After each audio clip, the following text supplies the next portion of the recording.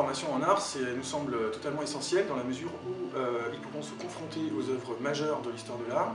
Depuis les années 45, le foyer artistique s'est déplacé justement de notre pays, de Paris, à New York. Et c'est l'occasion pour nous de voir, de toucher presque donc ces œuvres qu'on peut voir dans tous les livres d'histoire de l'art.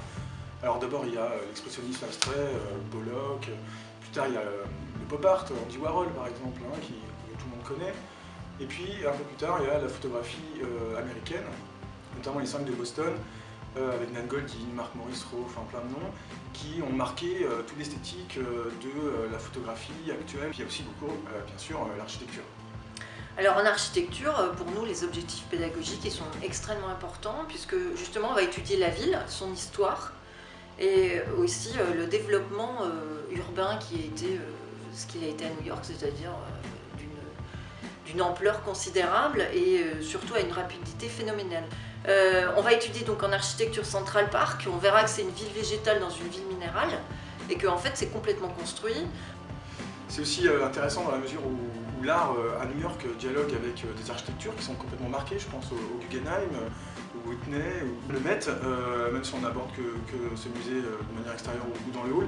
Toutes ces visites, tous ces parcours sont évidemment documentés par les élèves, on reste toujours dans une démarche pédagogique. Sur ce point justement en architecture, les étudiants en fait seront transformés en guides. Alors c'est-à-dire qu'ils vont s'approprier chacun un bâtiment, une architecture, qu'ils vont commenter devant le groupe.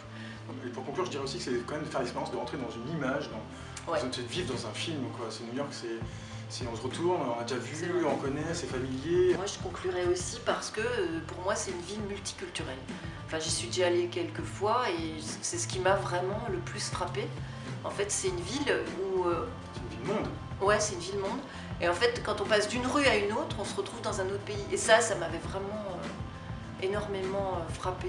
Donc il y a plein de qui me reste. Plein de sensations, plein d'images, plein d'art.